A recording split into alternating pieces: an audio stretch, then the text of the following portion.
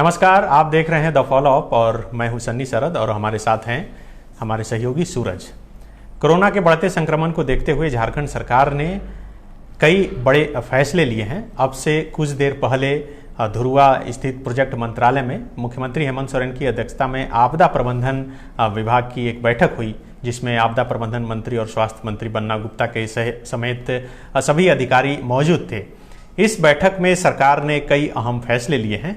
क्या फैसले लिए गए हैं और किन किन चीज़ों को बंद किया गया है और आज से यानी कि अब से किन किन चीज़ पर प्रभाव पड़ेगा, क्योंकि जैसा कि आपको पता है कि पिछले कई दिनों से ये चर्चा आम हो चुकी थी, क्या झारखंड में फिर से लॉकडाउन लगेगा।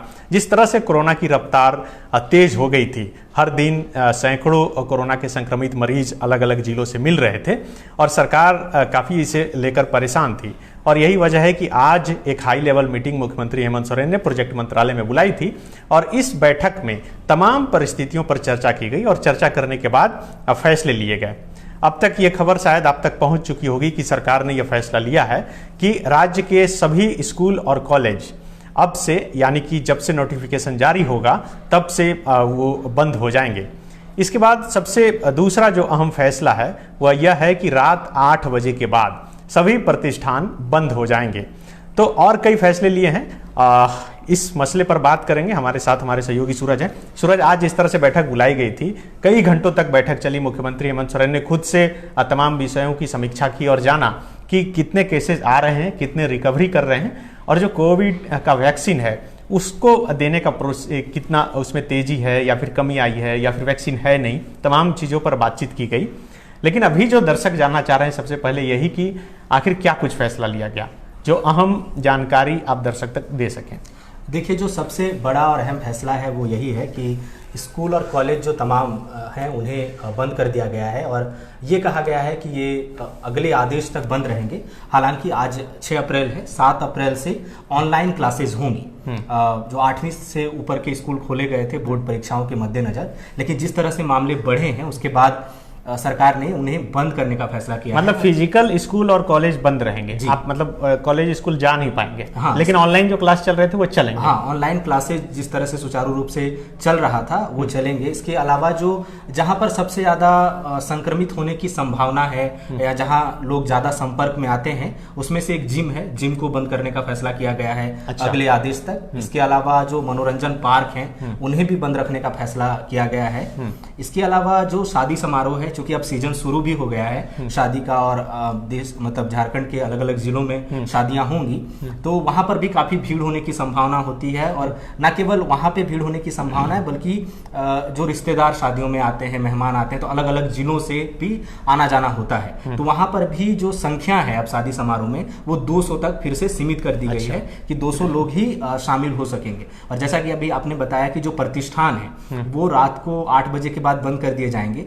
रविवार को भी आंशिक तौर पे जो बहुत जरूरी नहीं है, जो आवश्यक वस्तु हैं, आवश्यक सेवाएं हैं, उनकी दुकानें खुली रहेंगी। बाकी जो इतना जरूरी नहीं है उसको भी अभी तक जो मतलब बता रहे हैं, मीटिंग से जो बात निकल के आई है कि वहां पर यातायात पे तो रविवार को प्रतिबंध नहीं रहेगा, लेकिन रविवार को आंशिक तौर पर जो गैर जरूरी है, मतलब इतनी जरूरी नहीं जिन चीजों पर होना, उनको भी बंद रखा जा सकता है। अच्छा, मतलब सरकार ये चाहती है कि रविवार को अधिक से अधिक प्रतिष्ठान यानी कि दुकानें बंद रखी जाए ताकि सड़क पर अधिक भीड़ नहीं हो। जिसे कहा गया था कि जनता कर्फ्यू, मतलब जनता खुद से इसमें भागीदार बने और वो दुकानें ना खोले। जी। अच्छा, तो ये फैसला देखेंगे आप, पिछले कुछ समय से हो ही रहा था। परसों मुख्यमंत्री पत्रकारों से बातचीत कर रहे थे और वहां पर उन्होंने ये बात कही थी कि हम समय आने पर जरूरी फैसला लेंगे। इसके बाद श्रम मंत्री जो है सत्यानंद भोक्ता, उनसे भी बातचीत हुई थी। उन्होंने भी ये बयान दिया था कि कुछ बड़ा फैसला सरकार आने वाले दिनों में लेंगी। अभी एक सूचना हम और भी दे दें कि आज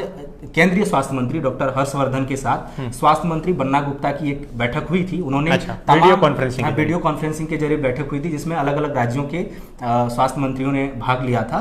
और उस बैठक में केंद्र सरकार ने राज्यों से ये पूछा था कि आप क्या बड़े फैसले कोरोना को रोकने के लिए ले रहे हैं। तो इसके बाद शाम को ये बैठक हुई और फैसला आया। तो जाहिर सी बात है इस बात पर भी वहां पर चर्चा हुई होगी कि क्या फैसले लेंगे, क्योंकि महाराष्ट्र, गुजरात, मध्य प्रदेश जैसे कई राज्य हैं जिन्होंने कहीं कई शहरों में नाइट कर्फ्यू का ऐलान किया है, धारा 144 कहीं कहीं लगाई गई है। और झारखंड में ही आप देखेंगे तो दुमका में कल ये खबर आई थी कि वहाँ पे जो स्थानीय प्रशासन के स्तर पर धारा 144 लगाई गई थी, क्योंकि वहाँ पर अभी एक्टिव मरीजों की संख्या जो है वो 56 के, रांची में भी पिछले दिनों लगाई गई, रांची में भी। और ये फैसला लेना इसलिए भी शायद जरूरी हो गया था और सरकार इसलिए भी सोच रही थी, क्योंकि आप देखेंगे कि कल, आज के आंकड़े तो अभी नहीं आएंगे, शाम को जारी होंगे, लेकिन कल 1086 मामले कुल आए हैं पूरे झारखंड से। उसमें से 567 मामले अकेले राजधानी रांची के हैं और 10 लोगों की मौत भी हुई और मौतों का आंकड़ा जो है वो 1140 तक अब पहुंच चुका है।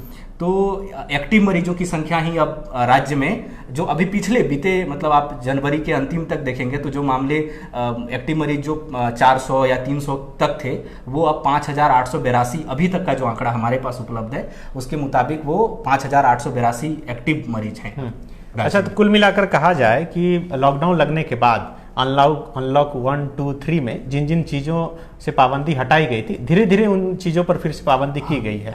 जैसे कि अभी हाल फिलहाल में ही फिल्म सिनेमा हॉल खोले गए थे, पार्क खोले गए थे और स्कूल और कॉलेज भी खोले गए थे। अब फिर से उन चीज़ों पर पाबंदी लगाई जा रही है, लेकिन इसमें एक खास बात यही है कि जो परीक्षाएं चल रही थी वो यथावत चलेंगी, मतलब परीक्षा पर रोक नहीं लगाई गई है। जी, हाँ, परीक्षाओं पे रोक नहीं लगाई गई। 10वीं और 12वीं बोर्ड की जो परीक्षाएं आज से भी, जैसे कि इंटर और मैट्रिक की प्रायोगिक परीक्षा चल रही है, हाँ, वो चलेंगी। हाँ, जो परीक्षाएं हैं वो यथावत वैसे ही जारी रहेंगी, कोविड प्रोटोकॉल का पालन करते हुए वो जारी रहेंगी। और जैसे आपने कहा कि कुछ और प्रतिष्ठानों पर, जैसे सिनेमा हॉल की हम बात कर रहे हैं, बार हैं, रेस्तरां हैं, होटल हैं, तो अभी सरकार का जो आज का फैसला है, हम ये बता दें कि जो बार और रेस्टोरेंट है वहां पर 50% जो लोग आएंगे, मौजूदगी की इजाजत अभी मिलेगी। अच्छा, और मतलब जितनी क्षमता है उसके 50%, हाँ, जितनी क्षमता है उसका 50%। और थिएटर को लेकर भी अभी है, इन तीनों को अभी बंद करने का फैसला नहीं लिया गया है। अच्छा, थिएटर बंद नहीं होंगे जी, हाँ, रेस्टोरेंट बंद नहीं होंगे और बार नहीं बंद, और बार बंद नहीं होंगे जी। यहाँ पे 50% मतलब उनकी क्षमता के 50% लोगों के साथ अभी इजाजत रहेगी जी। मॉल पहले बंद रखा गया था, क्या मॉल भी बंद रहेंगे? मॉल को लेकर अभी कोई मतलब अभी चूंकि अपडेट्स आ ही रहे हैं, बैठक खत्म हुई है, तो मॉल को लेकर अभी कोई बड़ी सूचना नहीं आई है। जो राज्य के अलग अलग जिलों में जो मॉल हैं या राजधानी रांची में जो मॉल हैं, इसे लेकर अअभी कोई बड़ा अपडेट नहीं है। लेकिन जहां तक बात थिएटर की है, रेस्टोरेंट की है, बार की है, वहां पर जो है 50% लोगों को अभी इजाजत मिलेगी। तो बिल्कुल देखिए, जो दर्शक अभी हमारे साथ जुड़े हैं उन्हें एक बार फिर से जानकारी दे दें कि पिछले कई दिनों से कई लोगों के मन में यह सवाल था कि क्या फिर से लॉकडाउन की तरफ झारखंड या फिर पूरा देश बढ़ रहा है। कई लोग सवाल पूछ भी रहे थे कि जिस तरह से सरकार के तमाम मंत्री और खुद मुख्यमंत्री की तरफ से बयान आ रहा था कि सरकार कुछ निर्णय ले सकती है, वो लगातार जनता से भी अपील कर रहे थे कि सतर्कता बरतें, क्योंकि जिस तरह से कोरोना का संक्रमण बढ़ रहा था और इस बढ़ते संक्रमण को कैसे रोका जाए, इस पर सरकार गंभीर थी। और यही वजह है कि आज हाई लेवल एक मीटिंग बुलाई गई थी और उस मीटिंग में ये तमाम निर्णय लिए गए हैं। जो मुख्य निर्णय कहा जा सकता है कि वह यही है कि स्कूल और कॉलेज को एक बार फिर से बंद कर दिया गया है। हालांकि परीक्षाएं जो चल रही थी या फिर जो चलने वाली है वह यथावत चलेगी। मतलब 2 मई को जो जेपीएससी का एग्जाम होना है, फिर इधर मैट्रिक और इंटर की परीक्षाएं होनी है, ये सभी परीक्षाएं चलती रहेंगी। तीसरा जो प्रमुख बात बताया सूरज ने, हमारे सहयोगी ने, जो जानकारी आप तक पहुंचाई, वो यह कि 8 बजे, रात 8 बजे के बाद सभी प्रतिष्ठान बंद हो जाएंगे। मतलब कहा जा सकता है कि ये जो मॉडल है पूरा, ये एक अन्य दूसरे राज्यों में जो नाइट कर्फ्यू का मॉडल मुंबई और दूसरे राज्यों में, महाराष्ट्र जैसे राज्यों में पहले से लागू था, वो शायद सरकार उसको अपनाने की देखेंगे। आज ही दिल्ली ने ये बड़ा फैसला लिया है कि वहां पे शनिवार और रविवार को नाइट कर्फ्यू का ऐलान कर दिया है कि रात को 11 से सुबह 7 के बीच उनका नाइट कर्फ्यू जारी रहेगा।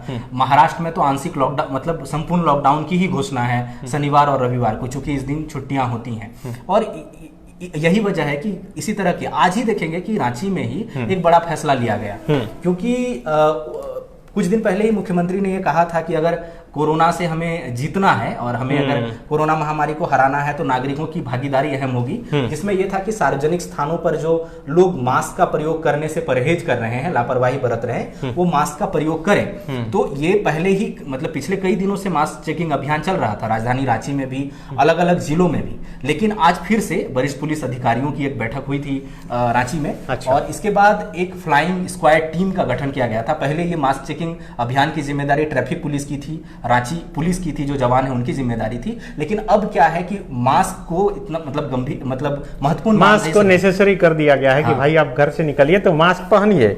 जैसे कि लोग मजाक भी उड़ाते हैं कि कोरोना से मास्क से कोरोना नहीं रुक सकता, लेकिन सरकार ने इसे सही माना कि संक्रमण का अधिक से अधिक प्रभाव जो है मास्क से रोका जा सकता है। क्योंकि हम और सौरभ सूरज जब बात कर रहे हैं तो मैंने मास्क पहना है और इन्होंने नहीं पहना है, क्योंकि संक्रमण का आदान प्रदान नहीं हो, कहीं से एक जगह से रुक जानी चाहिए।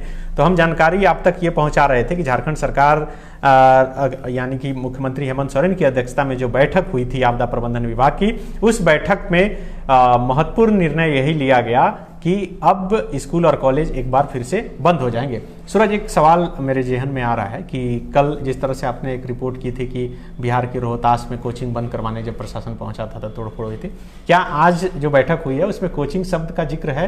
कोचिंग खुले रहेंगे या बंद रहेंगे? नहीं, इसमें कोचिंग शब्द का अभी तक जिक्र नहीं है। इसमें स्कूल, कॉलेज और विश्वविद्यालय की बात की गई है कि खुले रहे, मतलब बंद कर दिए जाएंगे अगले आदेश तक, और ऑनलाइन क्लासेज ही चलेंगी। हालांकि पिछले कई समय है कोचिंग भी बंद ही अभी, लेकिन अभी स्पेशली मेंशन उसको किया नहीं गया है। कोचिंग तो अब खुल गए हैं। अच्छा, जब अनलॉक हुआ तो खुल गए। हाँ, कोचिंग खोले गए, लेकिन आप देखेंगे कई राज्यों में जहां पर कोचिंग बंद करने का फैसला लिया, क्योंकि बोर्ड एग्जाम है, क्लासेज स्कूलों चली नहीं है स्कूलों में, तो छात्रों की ये मांग थी। सासाराम की घटना पर हमने कल एक रिपोर्ट की थी जहां पर छात्र उग्र हो गए थे और बहुत वहां पर हंगामा हुआ और हिंसक झड़प भी हुई प्रशासन और छात्रों के बीच। तो अभी कोचिंग को लेकर कोई बड़ा अपडेट नहीं है कि उनको बंद करने का फैसला लिया गया है या नहीं लिया गया है, उसको स्पेशल मेंशन अभी तक नहीं किया गया है। तो बिल्कुल देखिए, कोचिंग को लेकर फैसला नहीं लिया गया है और हम लोग बस इंतजार कर रहे हैं कि सरकार की जो पूरी गाइडलाइन है वो गाइडलाइन आ जाए तो बड़े तफ्तीश से और विस्तार से हम आप तक ये सूचना पहुंचा सकते हैं। इस बीच कई कमेंट्स आए हैं, हम चाहेंगे कि हमारे सहयोगी जो कैमरे के पीछे हैं वो नज़दीक आकर दिखाएं कि किन किन लोग और क्या क्या सवाल पूछना चाह रहे हैं, और हम कोशिश करेंगे कि अपने सहयोगी सूरज से ये तमाम सवाल के जो जवाब हैं वह ले सकें। ये विशाल बेसरा जी ने सवाल पूछा है कि ITI कॉलेज बंद रहेगा या अभी एग्जाम हो रहा है रद्द हो जाएगा? सूरज, क्या जवाब होगा? देखिए, स्पष्ट तौर पर सरकार तो अभी यही कह रही है कि तमाम जो स्कूल और कॉलेज हैं और जो भी संस्थान है, शिक्षण संस्थान, वो अगले आदेश तक बंद रहेंगे। हालांकि अगर जहां जहां परीक्षाएं चल रही हैं वो परीक्षाएं यथावत जारी रहेंगी। जो भी प्रायोगिक परीक्षा है या लिखित परीक्षा है, जो भी परीक्षा जहां भी जिस संस्थान में चल रही हैं वो पहले की तरह ही जारी रहेंगी, तय शेड्यूल के मुताबिक ही होंगी। स्कूल, कॉलेज, कोई भी शिक्षण संस्थान अगले आदेश तक बंद रहेंगे। तो बिल्कुल देखिए, स्कूल और कॉलेज बंद रहेंगे। अब कोचिंग और अलग अलग संस्थान को लेकर अभी गाइडलाइन नहीं आई है, और जैसे ही गाइडलाइन आएगी ये सूचना भी हम आप तक जरूर पहुंचाएंगे। लेकिन इस बीच जानकारी यही है कि जो परीक्षाएं चल रही थी वो परीक्षाएं यथावत चलती रहेंगी। एक और सुजीत सिंह ने सवाल पूछा है कि कोरोना रविवार को ही आएगा क्या? देखिए, ये बड़ा दिलचस्प सवाल है, और चूंकि एक साल कोरोना के साथ बिताने के बाद लोगों के मन में तरह तरह के सवाल अब उठने लगे हैं। चूंकि सरकार ने कहा है कि रविवार को प्रतिष्ठान बंद रखें, तो क्या जिस दिन सबकी छुट्टी रहेगी कोरोना को पता है कि उसी दिन मार्केट में आना है? जी, निसंदेह ये बात मतलब जब भी ये फैसला लिया गया पिछले साल भी, तो कई लोग उसके पीछे के प्रयोजन पे सवाल उठाते हैं कि क्या रविवार या शनिवार को ही कोरोना का प्रकोप है, या फिर नाइट कर्फ्यू को लेकर भी बहुत लोग सवाल उठाते हैं कि रात को वैसे भी लोग कहीं आते जाते नहीं हैं, प्रतिष्ठान बंद हो जाते हैं, लोग अपने घरों में रहते हैं, तो नाइट कर्फ्यू का क्या औचित्य है? संडे को ही कोरोना का को क्यों, बाकी दिन तो फिर लोग निकलते ही हैं। लेकिन मुझे ये लगता है, या सरकार की जो तर्क है, कि चूंकि रविवार को अधिकतर जो संस्थान है वहाँ पे छुट्टियां होती हैं, लोग बड़ी संख्या में निकलते हैं मार्केटिंग करने के उद्देश्य से या घूमने के उद्देश्य से या परिवार के साथ बाहर घूमने के लिए निकलते हैं, और जब छूट दी गई तो लोग निकल ही रहे। तो शायद सरकार के ख्याल ये हो, उनके पीछे का ये प्रयोजन हो कि उस दिन चैन को तोड़ा जाए, उस चैन। मुझे याद है सूरज, जब 22 मार्च 2020 को जब जनता कर्फ्यू का आह्वान प्रधानमंत्री नरेंद्र मोदी ने किया था, तो कई लोग ये तर्क दे रहे थे कि प्रधानमंत्री नरेंद्र मोदी ने बहुत ही एक समझदारी वाला निर्णय लिया है ये जनता कर्फ्यू का, क्योंकि वो कोरोना का शुरुआती संक्रमण था। बहुत लोग कयास लगाकर ही अपनी बात कह रहे थे, उसी दौरान की ये बात का मैं जिक्र कर रहा हूँ। लोग कह रहे थे कि जो कोरोना का प्रभाव है, जो संक्रमण फैलाव का, वो करीब 16 घंटे तक रहता है। यानी कि कोरोना अगर आपको हुआ तो आपसे दूसरे में जाने के पीछे जो है 16 घंटे तक वो प्रभावशाली रहता है। तो जब 24 घंटे का या फिर 12 घंटे का जो ये जनता कई दिनों तक उसका वो प्रभावशाली रहता है और वो फैल सकता है, तो हो सकता है कि ये भी एक बात हो। लेकिन इस बीच चंदन कुमार नाम के एक दर्शक का जो है सवाल आया है। उन्होंने पूछा है कि रैली पर बैन हुआ।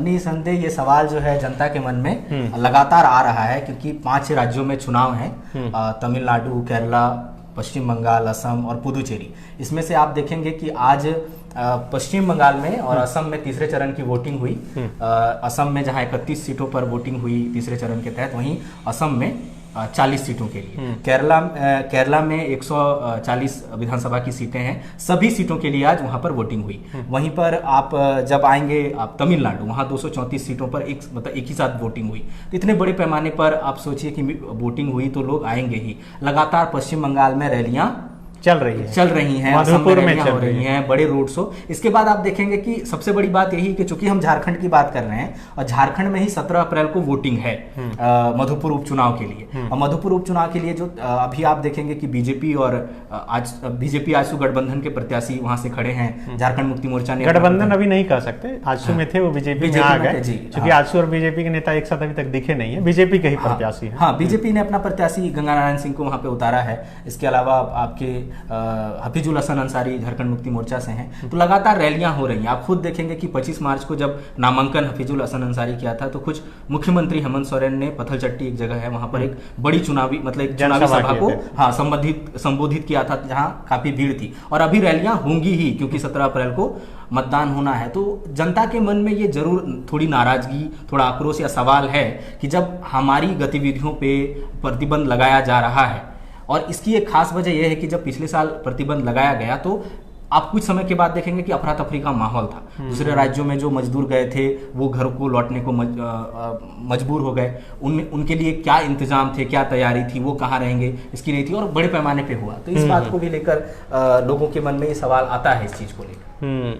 तो बिल्कुल लगातार देखिए हमारे दर्शक हमारे साथ जुड़ रहे हैं और वो सवाल पूछ रहे हैं कि अपकमिंग वैकेंसी कब निकलेगा। यानी कि इनका सवाल जो है ज़्यादातर छात्रों का है, और वो यही पूछ रहे हैं कि अब जो है पूरे देश में इलेक्शन होना चाहिए।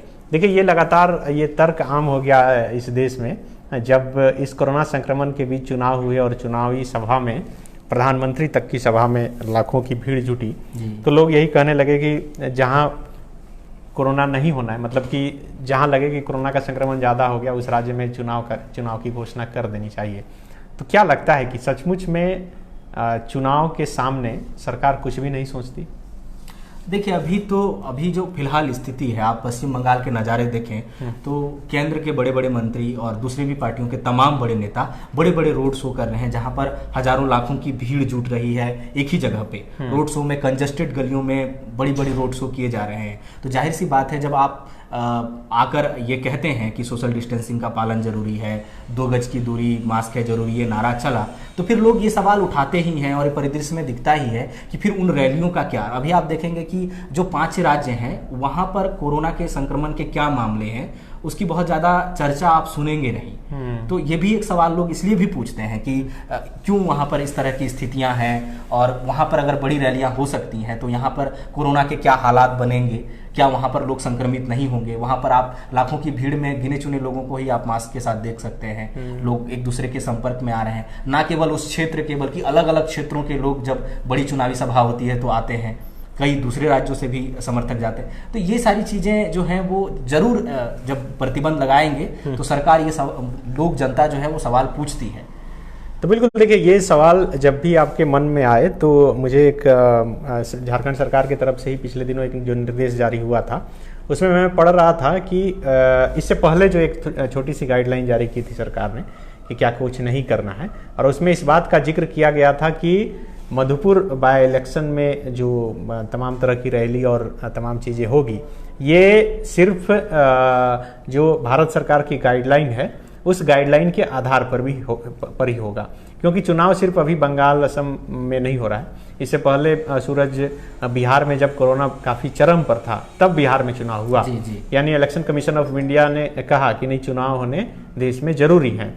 जब चुनाव लगातार सिर्फ झारखंड में नहीं बल्कि देश के सभी हिस्सों में हो रही है, तो फिर इसलिए कहा जा सकता है कि अब ये सवाल तो थोड़ा सा गैर वाजिब हो जाता है, क्योंकि चुनाव तो हो ही रहे हैं। जब चुनाव में लाखों भीड़ जुट रही है और चुनाव के बाद ऐसा देखा जाता है कि संक्रमण और ज़्यादा तेजी से फैल रहा है, तो चुनाव ही वजह है, तो चुनाव ही नहीं होने चाहिए, लेकिन चुनाव हो रहे हैं। जाहिर सी बात है, जब सवाल पूछा जाता है कि अगर कोरोना के काल में चुनाव हो सकते हैं तो बाकी चीज़ों की अनुमति क्यों नहीं, तो सरकार का या राजनेताओं का ये तर्क होता है कि वो गाइडलाइन जो है वो गिनाते हैं कि हम जब डोर टू डोर कैंपेन करेंगे कि प्रत्याशी के साथ सिर्फ 2 लोग होंगे, हम रोड शो में सिर्फ 2 गाड़ियों को इजाज़त दी जाएगी, बड़ी चुनावी सभा और चुनावी रैलियों को इजाज़त नहीं मिलेगी। आप निर्वाचन आयोग का अगर देखें गाइडलाइन, तो उसमें यही बातें हैं कि डोर टू डोर कैंपेन में प्रत्याशी के साथ केवल 2 लोग होंगे। जो बड़ी अगर आप रोड शो कर रहे हैं, रोड रैली निकाल रहे हैं, तो उसमें आपको केवल 5 गाड़ियों की परमिशन मिलेगी। लेकिन आप रोड शो की हालात अगर आप वास्तविकता में देखें तो आपको वो पालन होता नहीं दिख रहा है। रैलियों में भीड़ लग रही है, रोड शोज हो रहे हैं, चुनावी सभा हो रही है, जाहिर सी बात है फिर जनता ये सवाल जरूर पूछती है। अच्छा, एक बलदेव महतो नाम के दर्शक हैं, उन्होंने पूछा है कि शादी ब्याह में कितना लिमिट रखा गया है, कितने लोग मौजूद रह सकते हैं? जी, जो आज गाइडलाइन जारी हुई है उसके मुताबिक 200 लोग शादी समारोह में शामिल हो सकते हैं। यानी कि लॉकडाउन के वक्त या उसके आसपास जब था तो 20 शायद परमिशन दिया गया था, उसको बढ़ाकर फिर 50 किया गया था। 20, 50, 100, फिर इसके बाद 200, जब मामले कम होने लगे तो 200 की परमिशन दी गई थी। इसके बाद उसमें भी और ढील दे दी गई थी, लेकिन अब फिर से जब मामले बढ़े हैं इस साल 2020 में, जब अचानक से तेजी आई है मामलों में, तो फिर से 200 लोगों की ही अनुमति अब दी गई है शादी। आज की बैठक का जो भी परिणाम निकला, जिस पर हम लोग अभी बात कर रहे हैं, कुल मिलाकर देखा जाए तो सरकार ने ऐसे फैसले लिए हैं जिससे कि किसी भी आम व्यक्ति को कोई खास परेशानी नहीं हो, खास करके व्यवसाय से जुड़े हुए लोगों को।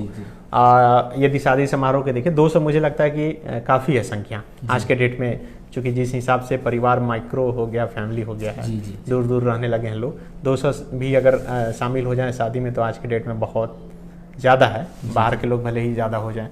इसके अलावा देखिए कि प्रतिष्ठान बंद करने का सरकार ने कोई कड़ा आदेश नहीं दिया है, सिर्फ अपील की है कि रविवार को आप प्रतिष्ठान जो है बंद रखिए और 8 बजे के बाद दुकानें बंद कर लीजिए, प्रतिष्ठान जो भी है।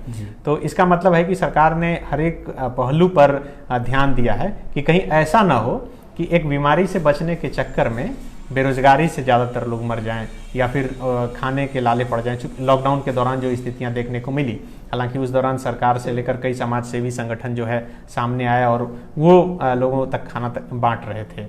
तो कुल मिलाकर कहा जा सकता है कि आज की जो बैठक में निर्णय लिए गए हैं, सूरज, ये सवाल होगा मेरा आपसे कि आज की बैठक में जो तमाम तरह के निर्णय लिए गए हैं, इससे क्या लगता है कि आम लोगों की परेशानी बढ़ेगी या कोरोना का रफ्तार कम होगा? अभी तक जो फैसले लिए गए हैं इससे आम लोगों को बहुत बड़ी परेशानी जैसी कोई बात अभी तक तो आई नहीं है, क्योंकि प्रतिष्ठानों को रात 8 बजे के बाद बंद रखने का फैसला किया गया है। तो आप यहाँ पर व्यवसाय को कोई बहुत बड़ा खतरा नहीं है या दुकानदारों को कोई बड़ा खतरा नहीं। पिछले साल निर्माण कार्यों पर भी रोक लगाई गई थी या कर्फ्यू का ऐलान किया गया था, तो वहाँ होता था कि निर्माण कार्य बंद रहते थे, जहाँ मजदूरी हो रही वो बंद रहते थे, तो लोग पूरे मतलब लोग काफ़ी उससे परेशान रहते थे। लेकिन जिस तरह के फैसले अभी रेस्टोरेंट और उसमें जरूर थोड़ी सी संख्या घटाई गई है, 50% वो संख्या सीमित कर दी गई है, इससे भी बहुत नुकसान होने जैसा कुछ दिखता नहीं है। तो अभी तक जो फैसले हैं वो नकारात्मक दृष्टिकोण से आम जनता को कोई बहुत बड़ी परेशानी में डालने वाले नहीं दिख रहे हैं। तो बिल्कुल देखिए, और हम कहेंगे कि थोड़ा सा नज़दीक आ जाए और प्रत्युष हम चाहेंगे कि आप थोड़ा नज़दीक आए ताकि हम तमाम कमेंट्स ले लें और उसके जवाब जो हैं वो आप तक हम पहुंचाने की कोशिश करेंगे।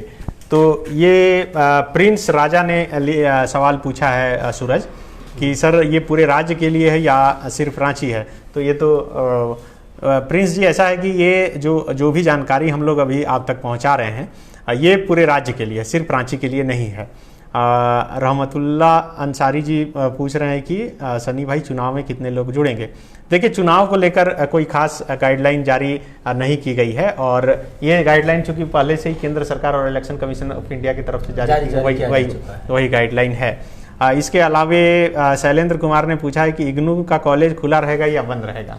देखिए, हम लोग शुरुआत से ही जब बातचीत कर रहे हैं तो हम कह रहे हैं कि राज्य सरकार ने स्पष्ट तौर पर कहा है कि राज्य के तमाम शिक्षण संस्थान, चाहे वो स्कूल हो, कॉलेज हो या विश्वविद्यालय, तमाम संस्थान जहां पर भी नियमित रूप पे क्लास चलती हैं एक सामान्य परिस्थितियों में, वो अगले आदेश तक बंद रहेंगे। तो बिल्कुल देखिए, ये बंद रहेंगे। मुझे लगता है कि आपको जवाब मिल गया होगा। ऑनलाइन क्लास कंटिन्यू होगा ना, अजय कुमार पूछ रहे हैं। 7 अप्रैल से ही, यानी कल से ही जो कोचिंग, जो ऑनलाइन क्लासेज हैं वो सुचारू रूप से जैसे चलती थी वैसे चलती रहेंगी।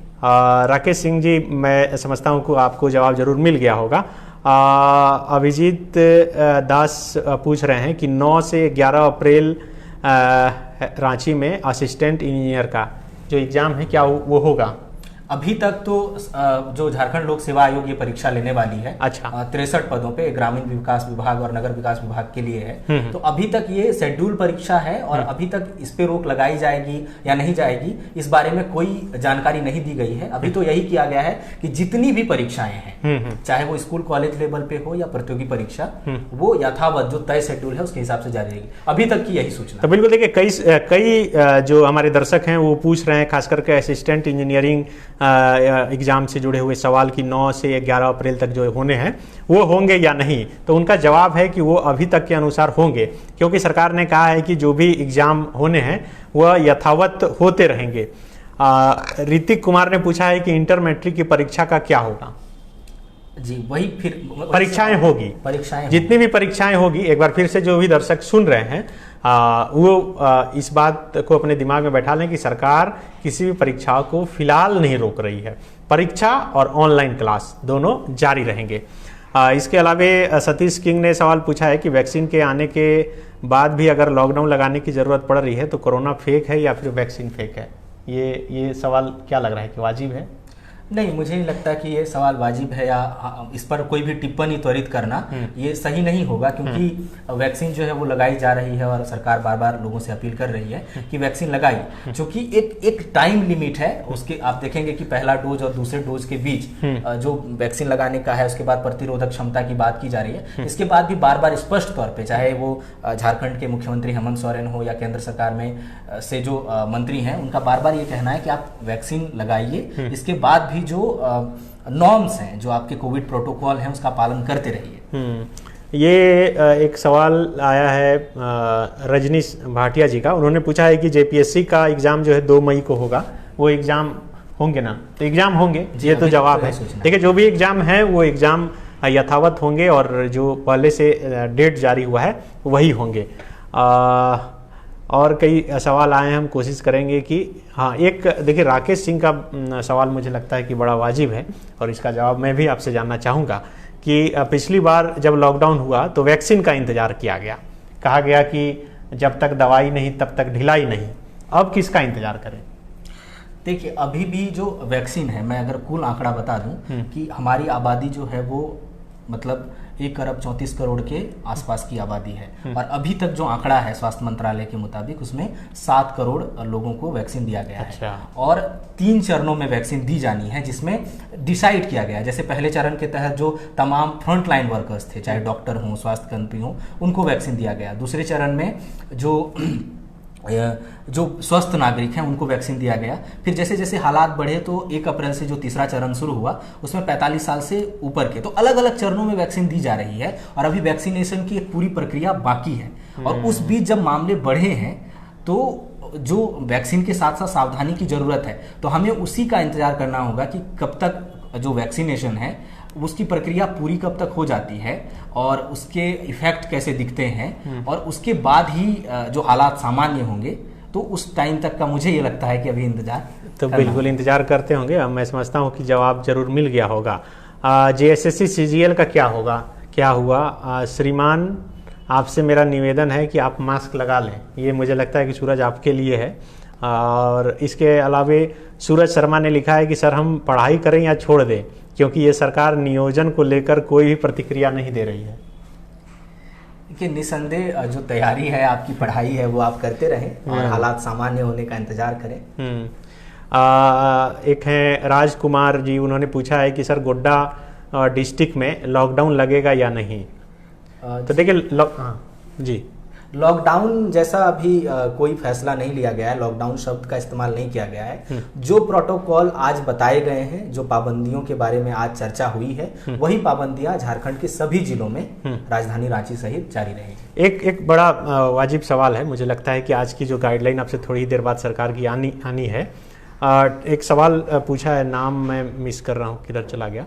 हाँ, ब्रजेश यादव जी ने, उन्होंने पूछा है कि ट्रैवलिंग को लेकर सरकार क्या कुछ गाइडलाइन जारी की है, क्योंकि जो संक्रमण का आदान प्रदान है, जिस तरह से हवाई जहाज से बोला जाता है कि कोरोना देश में आया, उसके बाद फिर ट्रेन होते हुए हमारे गांव तक पहुंचा बस पर चढ़कर, फिर तो ये ट्रैवलिंग को लेकर क्या सरकार आज की गाइडलाइन में कुछ ऐसा है, या मीटिंग में इस बात का जिक्र हुआ कि कैसे उसको रोका जाए या शुरू किया जाए, क्योंकि अभी ट्रेन गोड्डा में शुरू होने वाला है, हम सफ़र भी। देखिए, अभी जो फैसला लिया गया, अभी जो भी मीटिंग हुई गाइडलाइन मीटिंग में, उसमें अभी ये नहीं कहा गया है कि ट्रैवलिंग पर रोक रहेगी। इसमें झारखंड में बस हैं, ट्रेनें हैं। हाँ, ये जरूर आदेश जारी किया गया है, जैसे बिरसा मुंडा एयरपोर्ट है, तो वहां पर जो यात्री आ रहे हैं दूसरे राज्यों से, उनके लिए चेकिंग की व्यवस्था की गई है। तमाम जो रेलवे स्टेशन है अलग अलग जिलों में, वहां पर भी जो यात्री बाहर से आ रहे हैं उनकी जांच की जा रही है। और कई मामलों में जो यात्री आते हैं उन्हें RT-PCR की नेगेटिव रिपोर्ट जो है वो देनी होती है, और अगर जांच में वो पाए जाते हैं तो उन्हें क्वारंटीन रहने की सलाह दी जाती है। यात्रा को लेकर अभी तक यही अपडेट है, अभी रोक लगाने जैसी कोई बात नहीं की गई। तो देखिए, यात्रा को लेकर अभी तक यही अपडेट है। और कल जो हमारे सहयोगी विवेक रेलवे के अधिकारी से बात कर रहे थे, तो उन्होंने ये जानकारी दी थी कि रेलवे स्टेशन आपको करीब 1.5 घंटे पहले पहुंचना होगा, क्योंकि जांच की प्रक्रिया है, ज़्यादा भीड़ नहीं लगे और आप सही समय पर ट्रेन पकड़ लें। इसको लेकर उन्होंने ये जानकारी साझा की थी, और मुझे लगता है कि जिन्होंने सवाल पूछा था उन्हें जवाब ये जरूर मिल गया होगा। शैलेंद्र कुमार जी ने पूछा है, सूरज की ग्रीन जोन, रेड जोन में भी जिला को बांटा गया है क्या? जी नहीं, अभी इस तरह से कोई किया नहीं गया है, लेकिन ये जरूर मतलब ये जिलों पर छोड़ा गया है। और अभी रेड जोन, ग्रीन जोन जैसे पिछले बार हो रहा था, उस तरह का कोई आदेश नहीं दिया गया है। हालांकि जहां पर कोरोना संक्रमित ज्यादा संख्या में पाए जा रहे हैं, जिस भी जिले में या जिस भी शहर में, उसे कंटेनमेंट जोन घोषित किया जा रहा है, इलाके को सील कर दिया जा रहा है। वहां के लोगों की जो कॉन्टेक्ट ट्रेसिंग की जो बात करते हैं वो की जा रही है। अभी तक ये जोन में बांटने जैसी बात अभी तक सामने नहीं आई है। अच्छा, एक और सवाल कुंदन कुमार ने पूछा है कि मधुपुर में उपचुनाव होगा या नहीं। चुनाव तो जो है तय शेड्यूल है, वो अभी तक की जो जानकारी उसके मुताबिक तो हो ही रहा है। बीएड कॉलेज खुले रहेंगे या बंद रहेंगे? जो भी शिक्षण संस्थान है वो फिलहाल बंद रहेंगे। क्लास 11 का एग्जाम होगा? आर्यन संदीप जी ने सवाल पूछा है। इसके अलावे कई और सवाल हैं, हम कोशिश करेंगे कि जो इम्पोर्टेंट सवाल हैं उसके जवाब आप तक जरूर पहुंचा दें। कुंदन सिंह सोलंकी जी, देखिए ज़्यादा गुस्सा सूरज मैं देख रहा हूं कि यही है कि चुनाव में इतनी भीड़ होती है, उस पर कोई पाबंदी नहीं होता है, और स्कूल और कॉलेज को बंद कर दिया जाता है, और चुनाव जैसे ही जिस राज्य में ख़त्म होते हैं उसके बाद जो है पाबंदियाँ और ज़्यादा शुरू हो जाती है। हालांकि झारखंड में अभी चुनाव नहीं हुए हैं, उपचुनाव जो है 17 अप्रैल को होना है।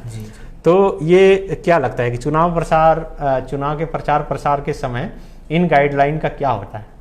देखिए, निसंदेह जो है चुनाव के प्रचार जब होते हैं तो गाइडलाइन का पालन किया जाना चाहिए। आप रैली अब वर्चुअल तरीके से, मतलब ये कहा गया था, और बिहार चुनाव के आप आरंभिक समय में देखेंगे तो कई चुनाव जो है वर्चुअली संबोधित किए गए थे। हालांकि उसमें भी एक इशू है कि उतनी टेक्नोलॉजी क्या गांव-गांव तक मौजूद है। इसके अलावा आप देखेंगे तो ये सरकार और प्रशासन के स्तर पर भी तैयारी जो है उसकी होनी चाहिए कि लोगों का जो सवाल है वो लाजमी है कि जब इतनी भीड़ वहां पर अगर इकट्ठा हो जाएगी तो ये जो गाइडलाइन जो जारी किए जा रहे हैं उसका, और जो चुनाव में भीड़ लगती है उसका, फिर उन दोनों के बीच आप कैसे डिफरेंसेस करेंगे और कैसे लोगों को इस बात के लिए कन्विंस कर पाएंगे कि वे कोरोना गाइडलाइंस का पालन करें या जो रोक आप लगा रहे हैं उसको माने। तो ये यहाँ से भी आता है कि जब प्रशासन और सरकार के स्तर पर उन प्रोटोकॉल्स का पालन होगा जो निर्वाचन आयोग ने जारी किया है चुनाव को लेकर, अगर वहां पर इस चीज का पालन होगा तो निसंदेह जो जनता है वो भी ज्यादा बेहतर तरीके से इस चीज को समझेगी। तो बिल्कुल देखिए, एक बार फिर से हम बता दें कि जो जानकारी हम आप तक पहुंचा रहे हैं वह आपदा प्रबंधन विभाग की बैठक मुख्यमंत्री हेमंत सोरेन की अध्यक्षता में जो हुई है, उस बैठक से जो खबर निकलकर सामने आई है वो जानकारी हम आप तक पहुंचा रहे हैं। इसकी आधिकारिक पुष्टि अभी नहीं हुई है, लेकिन ये लगभग कन्फर्म है कि जो भी सूचनाएं या फिर जानकारी हम आप तक पहुंचाए ये हो चुकी है। अब सभी लोग इंतजार कर रहे हैं कि मुख्यमंत्री हेमंत सोरेन इस पर कुछ बयान देंगे या फिर झारखंड सरकार की तरफ से गाइडलाइन जारी होगा। उसके बाद यह स्पष्ट हो जाएगा कि आखिर और किन किन चीज़ों पर पाबंदी लगाई गई है। तो हम कोशिश कर रहे हैं और इंतजार कर रहे हैं कि जो अपडेट है या फिर जो गाइडलाइन है वो सामने आ जाए। इस बीच सूरज, ये जानकारी हम चाहेंगे कि अभी आज की जो बैठक हुई उसमें आपदा प्रबंधन विभाग और स्वास्थ्य विभाग के मंत्री जो बन्ना गुप्ता भी मौजूद थे। तो ये तो हो गई कि सरकार जनता पर और या फिर भीड़ पर या फिर कोरोना संक्रमण के फैलाव पर कैसे रोक लगा सकती है, इसको लेकर ये निर्णय लिए गए हैं। लेकिन जिस तरह से खबर आई कि किसी भी अस्पताल में कोरोना संक्रमित मरीज को रखने की जगह नहीं है, तो क्या जिला स्तर पर या स्टेट स्तर पर सरकार इस पर भी सोच रही है कि छोटे छोटे अस्पतालों में ये व्यवस्था की जाए? बन्ना गुप्ता से इस बारे में सवाल जरूर पूछा गया था। कई मीडिया रिपोर्ट्स में ये कहा गया कि जो अस्पताल हैं राज्य में या अलग अलग जिलों में, वहां पर जो पहले से अस्पताल हैं वहां बेड की संख्या जो है वो कम हो रही है और मरीजों को, खासकर कोविड मरीजों को बेड मिलने में परेशानी हो रही है और ये एक बड़ा गंभीर मसला है। और ना केवल यही, अब झारखंड आप देखेंगे जो वैक्सीनेशन का प्रोग्राम है वो हर स्टेट में, भारत में 2 तरह की वैक्सीन दी जा रही है, कोविशील्ड और कोवैक्सीन। तो कोवैक्सीन की जो खेप है वो झारखंड में खत्म हो गई है। तो ये भी सवाल कल उठा था कि इसकी वजह से राज्य सरकार ने जो पहला डोज है कोवैक्सीन का उसे रोक देने का फैसला किया था और बेड की संख्या का मामला भी उठा था। तो बन्ना गुप्ता ने ये कहा था कि आने वाले 3-4 दिनों में जो कोवैक्सीन है उसकी अगली खेप मंगाई जाएगी राज्य में। और जहां तक बेड की बात है तो उन्होंने कहा कि रिम्स सहित जो तमाम हॉस्पिटल हैं, खासकर जो जिलों में सदर अस्पताल हैं, वहां पर बेड की संख्या बढ़ाई जाएगी। और उन्होंने कहा कि जो सार्वजनिक भवन है और सार्वजनिक जो भवन है उनको भी जो कोविड सेंटरों में जिस तरह से पिछले साल किया गया था वैसा करने का प्रयास किया जाएगा। तो बिल्कुल देखिए, ये जानकारी हम आप तक पहुंचा रहे थे कि आज कोरोना को लेकर मुख्यमंत्री हेमंत सोरेन ने जो हाई लेवल मीटिंग बुलाई थी, उस हाई लेवल मीटिंग में क्या कुछ निर्णय लिया गया। जो प्रमुख निर्णय है, एक बार फिर अभी जो दर्शक हमारे साथ जुड़े हैं उनको बता दें कि यही है कि स्कूल और कॉलेज बंद करने का सरकार ने निर्णय लिया है। रेस्टोरेंट और पब और क्लब में जो है 50% यानी कि क्षमता से 50% लोग या फिर जो ग्राहक हैं वो मौजूद रहेंगे। इसके अलावा शादी पार्टी में 200 लोगों की अनुमति दी गई है कि 200 से अधिक लोग उसमें शामिल नहीं हो सकते हैं। जितनी भी परीक्षाएं चल रही है वह यथावत चलती रहेगी। और सबसे अहम फैसला कि रात 8 बजे के बाद सभी प्रतिष्ठान को बंद करने का सरकार ने लोगों से बंद करने की अपील की है कि 8 बजे के बाद आप बंद कर लें। इसके साथ साथ एक और सरकार ने रिक्वेस्ट किया है हम लोगों से कि रविवार को कोशिश करें कि अधिक से अधिक प्रतिष्ठानों को वो बंद रखें।